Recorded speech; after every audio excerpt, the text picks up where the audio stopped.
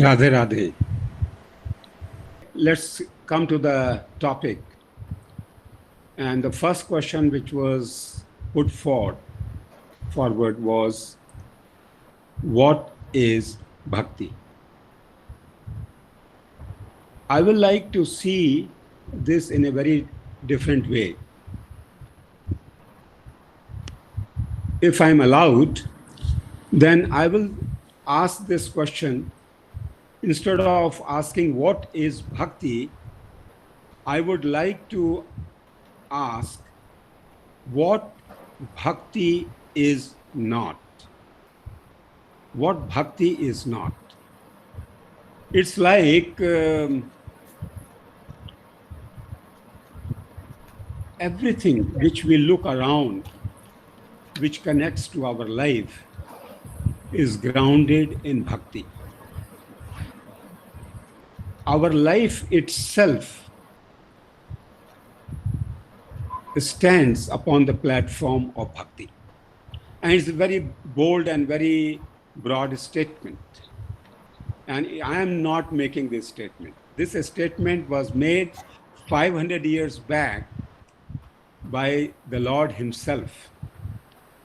Sri Chaitanya Mahaprabhu, who is the direct manifestation of Sri Radha and Krishna together, and also known as Sachala Jagannath. He once said that Bhakti vina jagatera nahi avasthan. The world will not sustain itself even for a second without bhakti.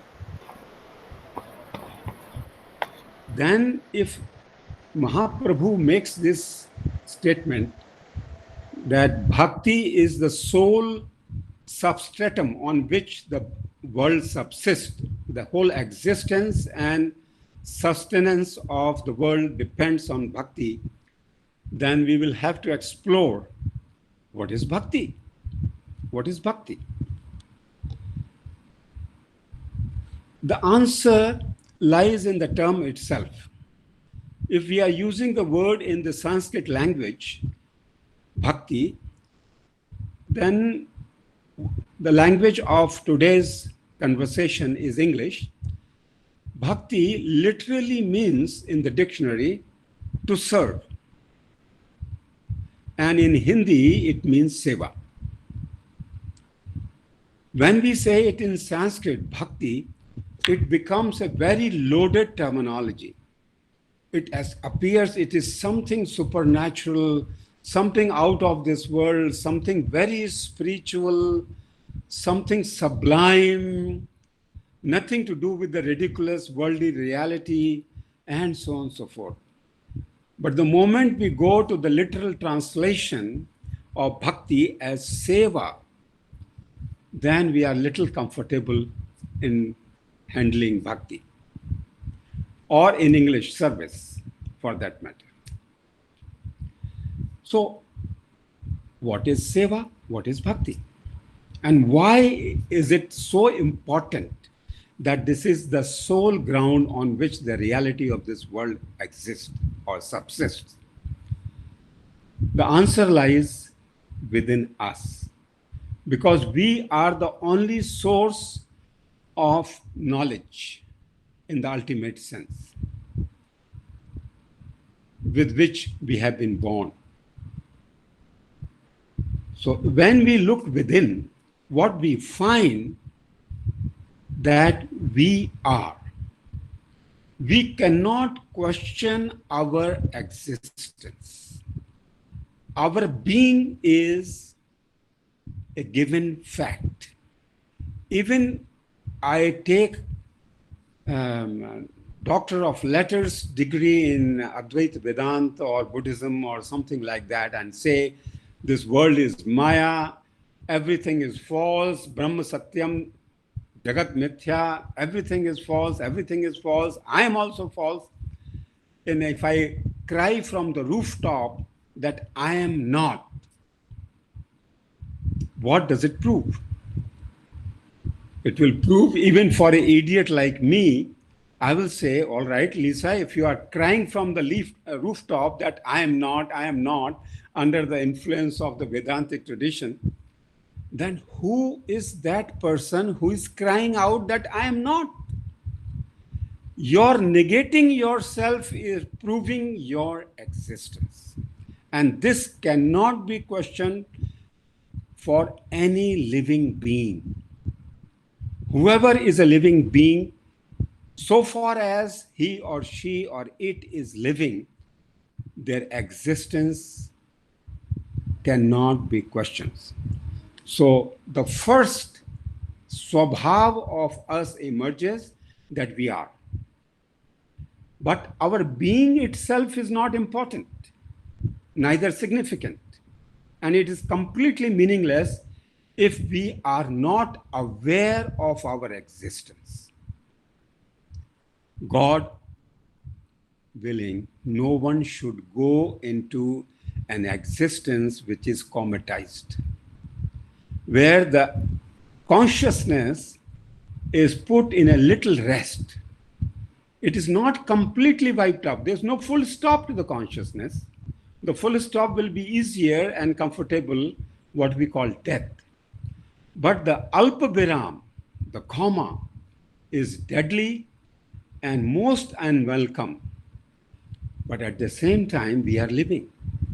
We live in comma for months, for years together. So you see, without consciousness and awareness, existence becomes a curse. It becomes suffering, it becomes pain, it becomes worse than death. So the second thing which is available to us looking within is we are, and our being is meaningful till we are aware of our existence. जब तक हम चैतन्य हैं, but the moment when we are aware, our troubles begin. And the trouble is the agenda problem. Why are we doing the webinars? Let's all switch off our computers, have a complete isolation and complete solitude, meditation, do dance in a closed room, or sing, or do anything, or not to do anything, So why, even in a corona lockdown, we are so busy? And we all realize that the corona has not given us any free time. It has blurred even the difference between Monday and Sunday. Even the Sunday has become Monday and Monday has become Sunday. And there are practically no Sundays anymore. So this agenda problem is the biggest human problem. We are all suffering from it. What do we want? And if I put this question to my esteemed mentors and scholars and friends right in front of me, many will say, yeah, it's a good question, let me think. My God, after living 30 years, 35 years, 40 years, 45 years, 50 years, we are still seeing, why are you living? The why is still hanging on your head as an unknown God. But I tell you, I solve your problem. There is only one agenda of every single living being, including the humans. We all want to enjoy. We all want to be happy. There is no other agenda. And that brings us the third dimension of my being. The first is being itself, second is consciousness, and the third is enjoyment, happiness, sukh, anand. So who am I? I am Sat, I am Chit, and I am Anand. And for this, I don't need any scriptures, I don't need any guru. I just need to look at my own self. Having said that, now the $1 million question has been crossed. Now the $1 billion question comes. Where lies the happiness? Where is the El Dorado? Where is the treasure hidden? What can I do to unlock the store of happiness in this life. And we all know, if I can propose from Vrindavan, wearing all religious marks and spiritual garbs, that the happiness comes from money. M-O-N-E-Y. Wow. Lakshmi Devi. Do you agree or disagree? Agree. Agree, sir. Agree. Lakshmi. There is a higher happiness when I take the hard-earned Lakshmi Devi. Whether you earn 1 rupee or whether you earn 1 billion, you have to sweat it out for it. There is no easy way to get Lakshmi. Yeah. No easy way. We take that hard-earned money, we give it for taking something in return and willingly give it. Why we do it? Because in those objects of happiness or toys of joy, whether it is roti or kapda or makan or khel, kood, iPhones, iPads, laptops, you name it, we willingly give our money for a higher happiness which we get from objects of happiness. And so money is the first, then these objects are the second order, higher order means of our happiness. But then what happens? There is still something higher and superior, and that is, if we have all the grandeur and all the wealth and resources and objects at our disposal, but not a single soul to share that Aishwarya, not even a cat, not even a dog, not even a parrot, to share that Vaibhava, Aishwarya. I tell you, two things will happen. Either I will be in a mental asylum or I will commit suicide. Let me not say this because suicide has become a fashion of some kind. Either this Aishwarya will not give me that happiness. So what gives the ultimate happiness to a living being? Another living being. I amass wealth. I starve to death, but I collect some money.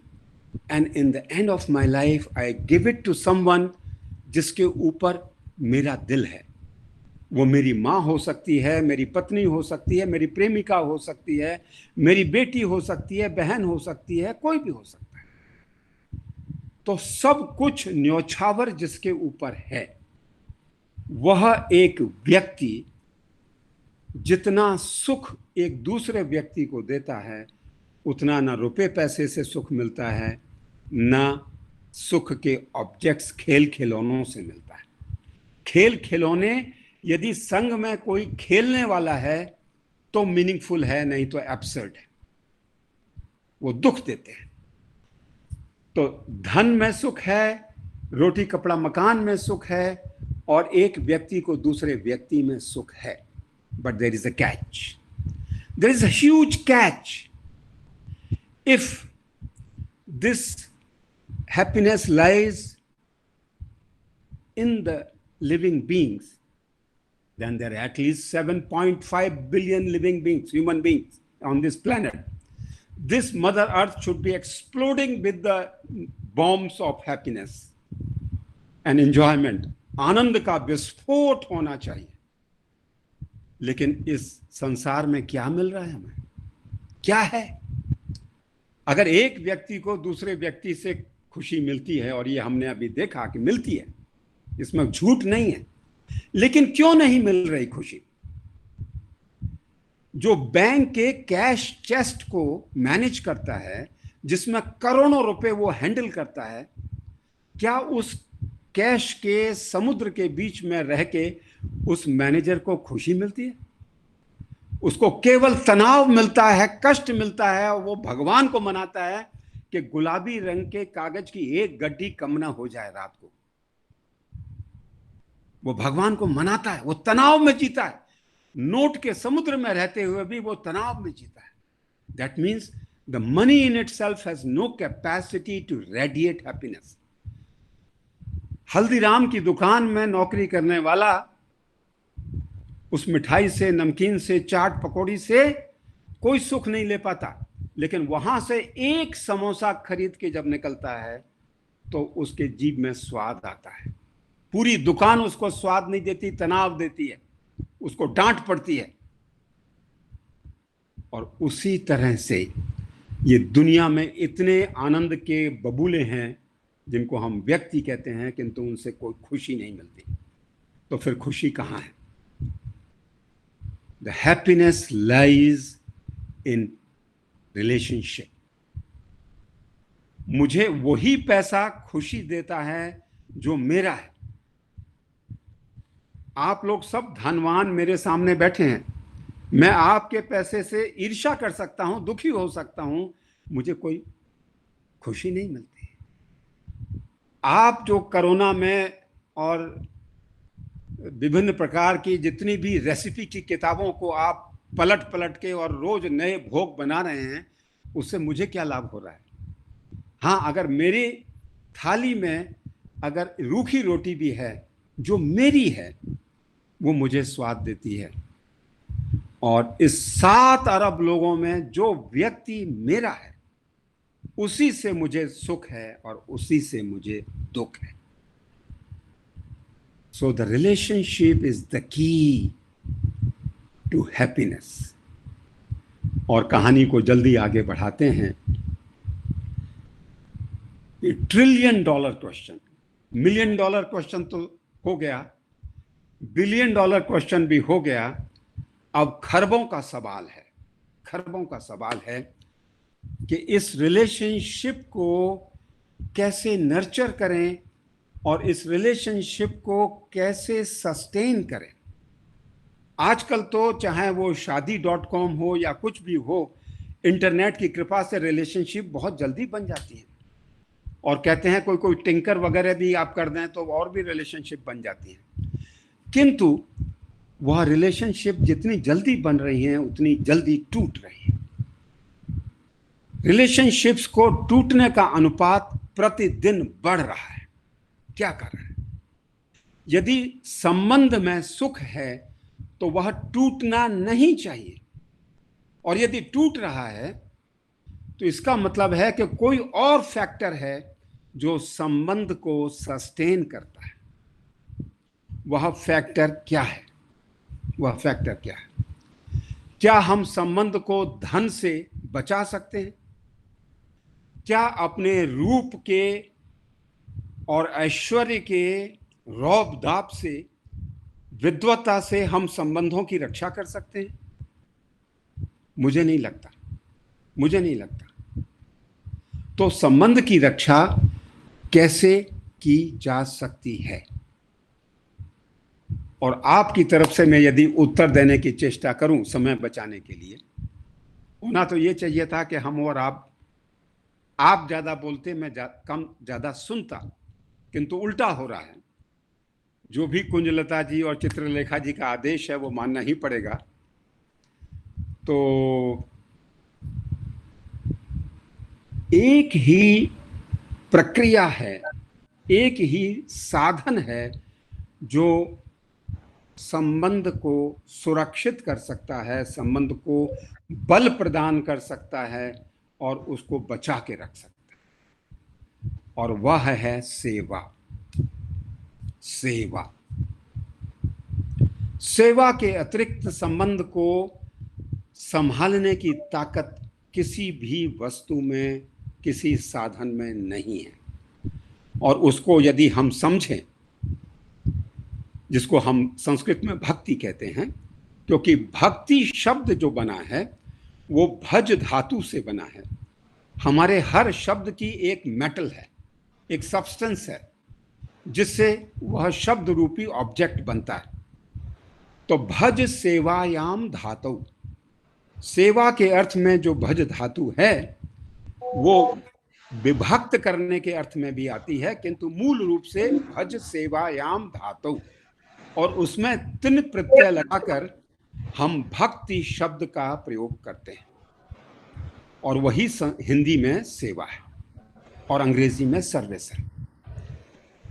तो आप देखिए कि सबसे गहरा संबंध हमारा किससे है? जो संबंध है उसको हम मानते नहीं। सबसे गहरा संबंध मेरा अपने शरीर से है।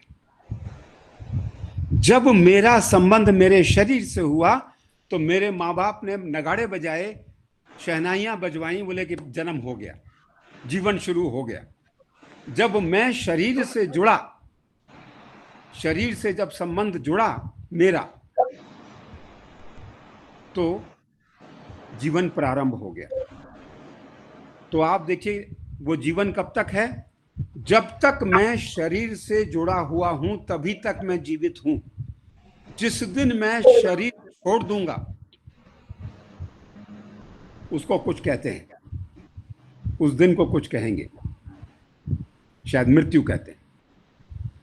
तो जीवन का सवाल यदि हम कर रहे हैं तो वह केवल एक संबंध पर जीवन टिका है। यदि मेरा शरीर से संबंध बरकरार है तो मेरा जीवन चल रहा है, संबंध जब भी चल रहा है। तो मैं शरीर से संबंध कैसे रख सकता हूं? केवल ज्ञान से नहीं होगा, मुझे सेवा करनी होगी शरीर की, अन्न की सेवा करनी होगी। इसलिए बांग्ला भाषा में भोजन करने को सेवा करना कहते हैं। आमी एखुनी सेवा करे ऐसे छी, मैंने अभी खाकर आया हूं। तो भीतर जो आत्मरूपी परमात्मा बैठा है भीतर, उसकी सेवा करते हैं हम भोजन करके। और इस समय कोरोना में विशेष रूप से शरीर की क्या सेवा करनी है? सोफा को थोड़ा विश्राम देना है और घुटनों को तोड़ना है, शरीर को मोड़ना है, थोड़ा व्यायाम करना है, कम से कम 5000 स्टेप वॉकिंग करनी है मिनिमम, आइडियल 10,000 है। माने शरीर की सेवा करनी है। शरीर, यद्यपि शरीर को कष्ट होगा किंतु वह सेवा है, वह सेवा है। तो जब तक हम शरीर की सेवा करेंगे तभी तक हमारे शरीर से संबंध ठीक रहेंगे और वह संबंध सुखद होगा। और यदि हम शरीर की सेवा नहीं करेंगे तो शरीर से जो संबंध है वो हमको केवल हाय ओ हाय मरे गिरे, उसके अलावा कुछ नहीं होगा। तो आपने देखा कि सेवा ही चमत्कार है। फिर यह शरीर किसी परिवार की देन है और परिवार में ही यह शरीर जीवित है। बहुत ही कम सौभाग्यशाली एक हैं जो अकेले हैं, एकदम एकमेव अद्वितीय ब्रह्म की तरह हैं, जिनके पास कोई नहीं है। ऐसे सौभाग्यशाली बहुत कम होते हैं। मेरे घर में तो 12 लोग हैं, हम लोग एक छत के नीचे 12 लोग रहते हैं, 75 वर्ष से लेके और 5 वर्ष तक के। तो आप सोचिए कि उस परिवार में जो सुख है वो क्या पैसे के कारण है? क्या परिवार के लोगों की विद्वत्ता के कारण है? क्या लीसा और चित्रलेखा जैसे विद्वान और गुणी जनों के कुंजलता के नृत्य के कारण से परिवार चलता है? क्या किसी के बल, किसी के सौंदर्य के कारण से परिवार चलता है? नहीं चलता है। परिवार केवल एक कारण से चलता है कि उस परिवार में परस्पर लोगों के संबंध कैसे हैं, और वह संबंध केवल परस्पर सेवा करके ही उनकी रक्षा की जा सकती है। यदि माता पिता संतान की सेवा न करें तो जैसे वो आई है संसार में वैसे ही चली जाएगी। माता पिता की सेवा के बिना कोई संतान जीवित नहीं रह सकती। उसी प्रकार से भाई भाई का संबंध कब तक है? जब परस्पर भाई भाई सेवा कर रहे हैं। माता पिता से संबंध कब तक है? जब हम अपने वृद्ध माता पिताओं की सेवा कर रहे हैं। परिवार का नाम ही है संबंध, और संबंध के साथ जुड़ी हुई सेवा। फिर वह परिवार एक समाज में है। समाज को आप सेवा के बिना चला के दिखा दीजिए। जहां सरकार निष्फल हो गई, वहां पर पैदल चलते हुए अनाथ लोगों को सेवा भावी लोगों ने जल, वायु, अन्न प्रदान करके और उनको जीवन रक्षा की है। वो नोट की गड्डी बांटने से नहीं होता, उससे नहीं होता, सेवा करने से हुआ। समाज केवल सेवा से ही चलता है, और कोई समाज को चलाने का तरीका है नहीं हमारे पास। तो आपने देखा कि सेवा कितना महत्वपूर्ण है, कितनी महत्वपूर्ण है। और फिर वापस आ जाइए लक्ष्मी देवी पे। क्या आप सेवा के बिना व्यापार माने पैसा कमा सकते हैं? पैसा कमाने के दो तरीके हैं, एक व्यापार करना और एक वृत्ति माने नौकरी चाकरी करना, प्रोफेशन। प्रोफेशन में आप जिस व्यक्ति की सेवा कर रहे हैं और जिस संस्थान की सेवा कर रहे हैं, उसकी सेवा मत कीजिए। आप कहिए कि मैं बहुत बड़ा विद्वान हूं, मैं कई विषय में डॉक्टरेट कर चुका हूं, कर चुके हैं, कोई फर्क नहीं पड़ता। क्या आप इस प्रतिष्ठान की सेवा करने के लिए तत्पर हैं? अगर सेवा कर रहे हैं तो आपकी नौकरी पक्की है, कोई नहीं छुएगा। कोरोना के काल में भी आपको नहीं हटाएगा, नहीं हटाएगा। और व्यापार भी केवल सेवा से चलता है। अगर ग्राहक की हम संतुष्टि कर दें सेवा करके, तो वह कभी दाम नहीं पूछेगा, उसको उल्टे उस्तरे से मुड़ते जाइए, उल्टे उस्तरे से मुड़ते जाइए। केवल सेवा का चमत्कार है जो आप अर्थ कमा सकते हैं। तो हम महाप्रभु के वाक्य को हम समझ सकते हैं कि भक्ति बिना जगतिर नहीं अवस्थान, सेवा बिना जगतिर नहीं अवस्थान। Without service this world will not sustain. Having said that, service, what is service and what are the manifestations and forms of service? और इस भक्ति के भाव कितने हैं, और उस भाव से जो अनुभव होता है वह स्वाद क्या आता है, तरीका, और उस तरीके का स्वाद, तरीके को हम भाव कहते हैं, द मूड, और उससे जो अनुभव आता है उसको हम रस कहते हैं, स्वाद कहते हैं। तो भक्ति का भाव क्या है और भक्ति का रस क्या है, उसके लिए पुनः हमको अपने आप पर आना होगा। शास्त्रों को पढ़ने की जरूरत नहीं है। एक किताब जो भगवान ने हमको जन्म होते ही हमारे हाथ में दे दी है, वो है हमारी देह, हमारा जीवन। उस किताब को हम कभी नहीं पढ़ना चाहते। हम नाट्य शास्त्र पढ़ना चाहते हैं, हम पता नहीं क्या क्या संगीत रत्नाकर पढ़ना चाहते हैं, ये पढ़ना चाहते हैं, वो पढ़ना चाहते हैं, किंतु जो सबसे बड़ी किताब देह की दी हुई है उस किताब को पढ़ना नहीं चाहते।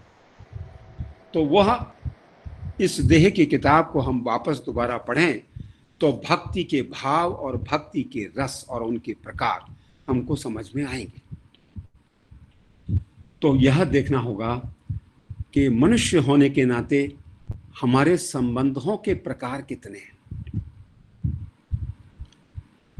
हमारे समाज में जो हमने व्यवस्थाएं बनाई हैं उसमें हम इन हाउ मेनी कैटेगरीज, हम कुछ बॉक्स बना लें और संबंधों को देखें तो उसमें ये संबंध है, ये संबंध है, ये तरह का संबंध है, इस तरह का संबंध है, उस तरह का संबंध है, और उस संबंधों को उठाते जाएं और उन कैटेगरी के डिब्बों में डालते जाएं।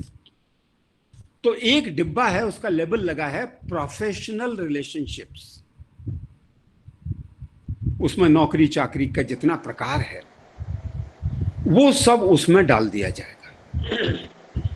चाहे आप शिक्षक हैं, चाहे आप फौज में हैं, चाहे आप बैंक में काम कर रहे हैं, या आप कोई चौकीदारी कर रहे हैं, या हमारे जैसे निठल्ले हैं, तो वो भी एक प्रोफेशन में, वृत्ति में चला जाएगा। किसी न किसी की हम सेवा कर रहे हैं, किसी न किसी की हम सेवा कर रहे हैं।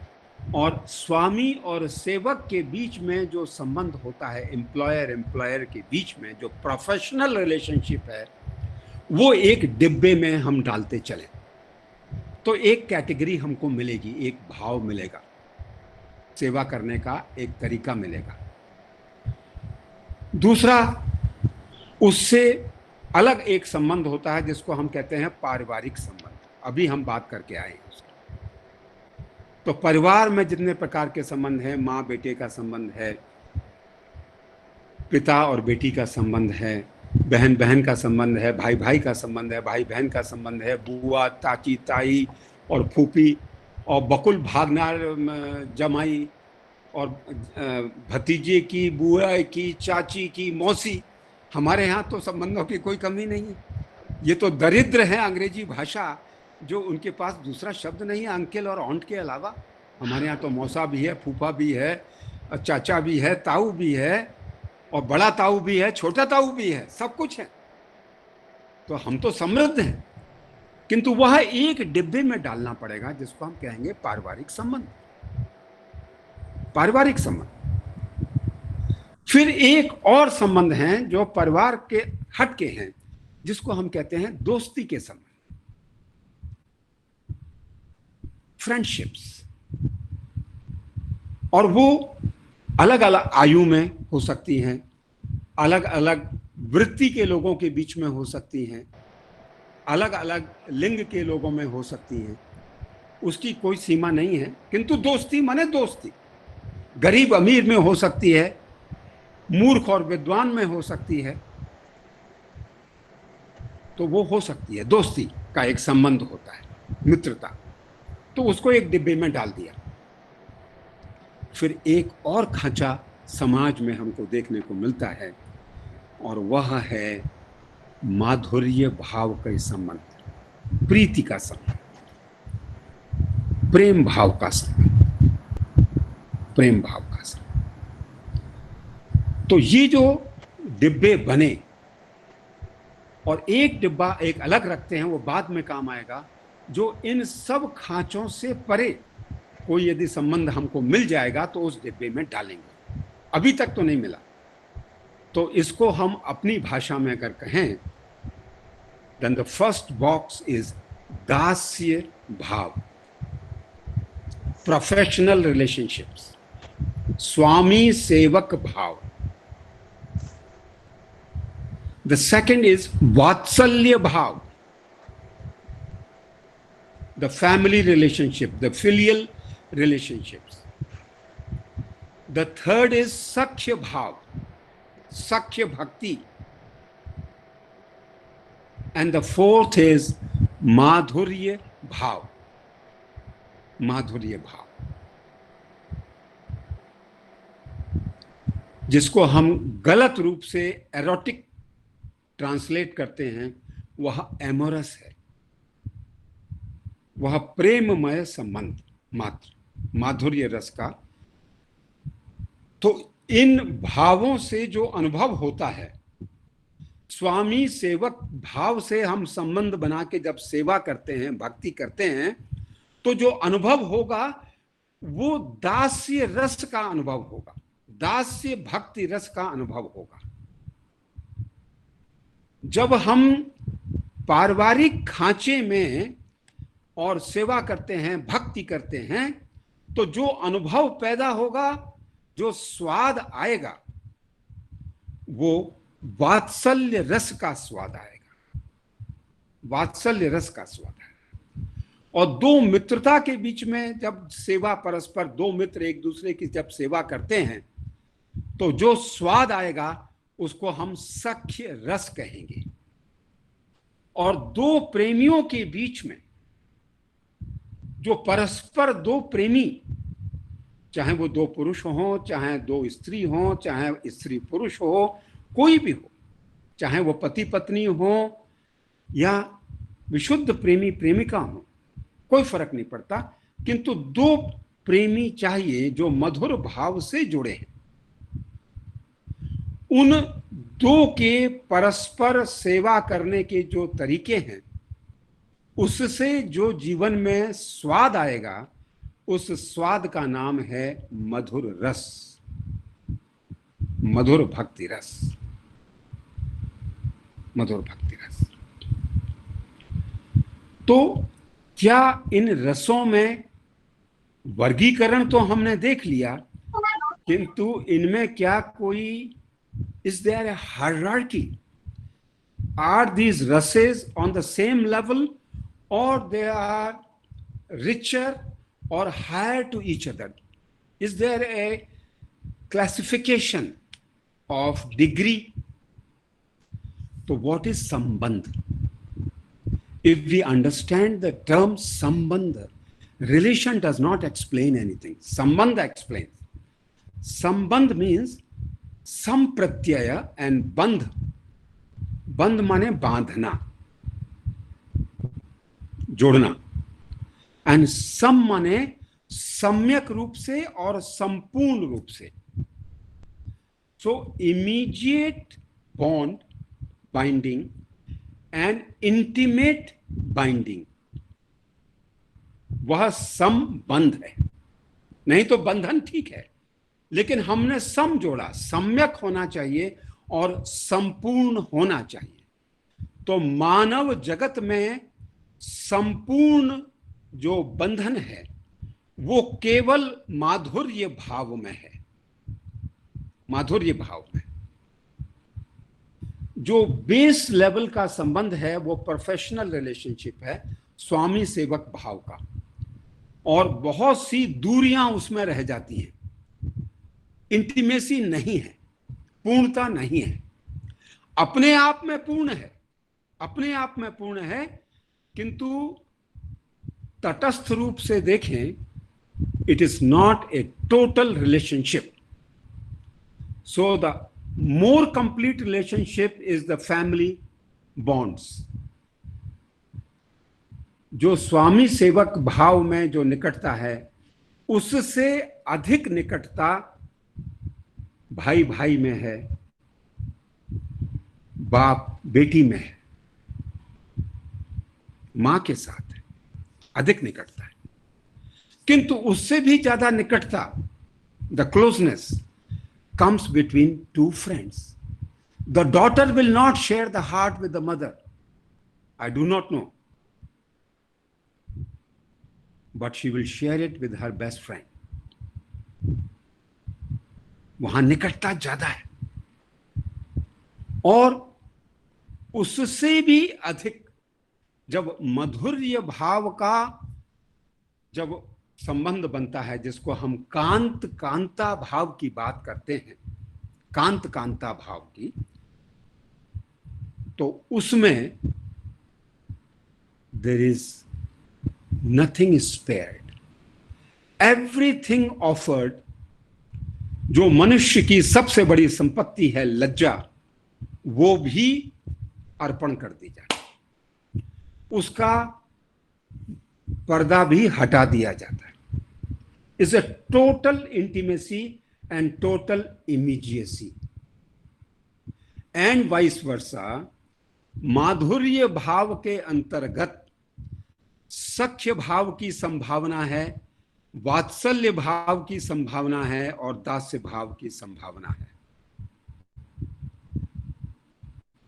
जो आपके कांत हैं, your darling, he should be your servant. वो कहता ही है, मैं तो आपके चरणों का सेवक हूं। अगर कोई अच्छा प्रेमी होगा तो वो यही कहेगा, मैं तो आपका चरणों का दास हूं। मैं चरण दासियों की बात नहीं कर रहा, मैं चरण दास की बात कर सकता हूं। वह पिता की तरह, भाई की तरह स्नेह दे सकता है अपनी प्रेमिका को, वह मित्रवत आचरण कर सकता है, किंतु एक मित्र कांत की तरह व्यवहार नहीं कर सकता। मित्र मित्र की भांति ही व्यवहार करेगा, वो कांत नहीं हो सकता। अगर कांत की तरह व्यवहार करेगा तो वो कांत हो जाएगा, मित्र नहीं रहा, मित्र नहीं रहा। उसी प्रकार से मित्र पारिवारिक संबंध रख सकता है, सेवा कर सकता है, किंतु श्रृंगार रस की बात वहां नहीं है। वात्सल्य भाव में मित्रता कुछ कुछ खो जाती है, कुछ कुछ खो जाती है। यद्यपि चाणक्य ने कहा कि प्राप्ते तो षोडशे वर्षे मित्रवत समाचरेत, किंतु कितने पिता हैं जो अपने 16 साल के बेटे को अपना दोस्त मानते हैं? वो तो डांटने डपटने और उनको रास्ता बताने में ही अपना सौभाग्य समझते हैं। हर पिता का काम यही है। तो मित्रता कहीं ना कहीं खो जाती है। और पारिवारिक संबंधों में सेवा करने का भाव बना रह सकता है, किंतु स्वामी सेवक भाव में पारिवारिक संबंधों की संभावना बहुत कम है ही नहीं, है नहीं। तो there is a hierarchy between dasya rasa to वात्सल्य रस, वात्सल्य टू सख्य, एंड सख्य टू माधुर्य। तो यह जो ग्रेडेशन है, it is a gradation available from our own experience. मानव के अनुभव से ही शास्त्र बनते हैं, और इसीलिए पतंजलि ने व्याकरण के महाभाष्य में लिखा, दृष्टस्य अनुव्याख्यानम भवति। How is a theory evolve? Any doctrine or a hypothesis or a theory evolves out of experience. There should be a phenomena which is experienced. There should be a data first, and then the classification and analysis of the data. दृष्टस्य अनुव्याख्यानम भवति। और ये बात ठीक है। जब हमने अपने आप को देखा तो समझ में आ गया कि संबंध क्या है, और भक्ति क्या है, सेवा क्या है, और सेवा के प्रकार कितने हैं। लेकिन इस मधुर रस की सेवा में भी जो भक्ति का सुप्रीम प्रकार है, उसके भीतर भी एक कैच है। व्हाट इज ए गुड सेवा? प्रेममयी सेवा, प्रेमा पुमर्थो महान, प्रेम से की गई सेवा। और इसको 2 मिनट में हम लोग समझ के बात को पूरा करना चाहेंगे। सेवा कई तरह से की जाती है। Out of compulsion. Suppose I am married to someone, so just to maintain the maryada of that relationship, I am forced to make the tea early in the morning and prepare the tea and take the cup and wake up my wife. जागिए ब्रजराज कुमर कमल कोश फूले, प्रातः काल हो गया है, सूर्योदय हो गया है, हे प्राण प्यारी आप उठिए और चाय का सेवन कीजिए। अगर मैं आपको बता रहा हूं, अगर ये नहीं किया, ये 50 साल के अनुभव से बोल रहा हूं, अगर ये नहीं किया तो फिर शादी के संबंध में खतरनाक कई अवसर आ सकता है। अगर ये किया है तो हर खून माफ है, हर खून माफ है। तो ये 2 तरीके से किया जाएगा। लो ये रखी है चाय, पी लो, सुबह हो गई है, उठ जाओ, पीनी है तो पी लो, नहीं तो अब जाओ। एक तो ये भाव है, क्योंकि कंपल्शन में करना है, गुरुजी ने कह दिया है वेबिनार में कि करो, तो मजबूरी में कर रहे हैं। कोई लाभ नहीं होने वाला, उस सेवा का कोई लाभ नहीं होने वाला, और कुड़न पैदा होगी और तलाक की संभावना जल्दी बनेगी। सेवा कर रहे हैं किंतु सेवा निष्फल गई। किस लिए? Because it is done out of duress, out of compulsion, and seva out of compulsion is no seva. Then seva out of hypocrisy for showing off. समाज में गए, पार्टी में गए, ऐसा लगा कि ऐसा आइडियल कपल तो दुनिया में है ही नहीं। इतने मधुर भाव में डूबे हुए, इतने मधुर भाव में डूबे हुए, और पार्टी से लौट के जैसे ही इस शयन कक्ष के भीतर घुसे, दोनों ही दुर्वासा को पछाड़ने के लिए बैठे हैं,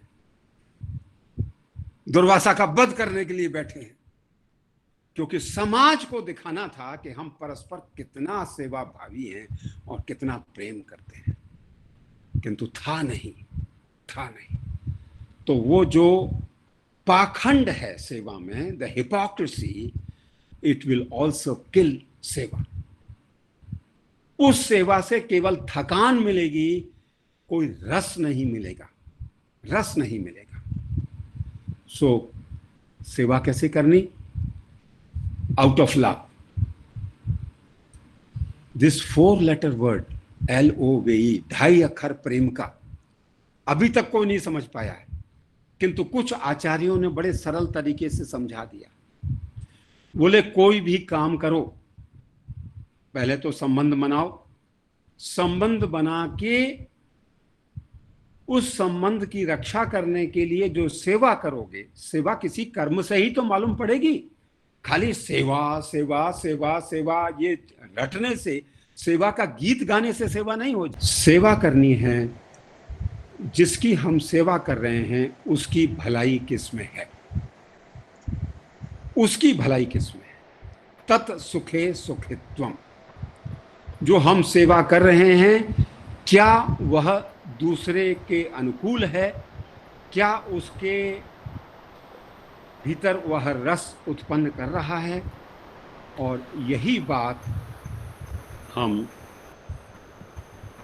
सेवा में यदि लागू कर दें, और नृत्य जिसकी चर्चा मैं नहीं कर सका और मैं करने का शायद अधिकारी भी नहीं हूँ, चित्रलेखा जी के आगे, लीसा के आगे और कुंजलता जी के आगे और बहुत से अन्य विद्वानों के आगे, इसलिए समय जो है अच्छा हुआ भक्ति में ही पूरा हो गया। तो नृत्य और भक्ति, या भक्ति में नृत्य या नृत्य में भक्ति, ये I think what I understand as a concluding sentence, that there is no dance without devotion and there is no bhakti without a dance. Thank you so much. Thank you so much. I apologize for taking the time too much.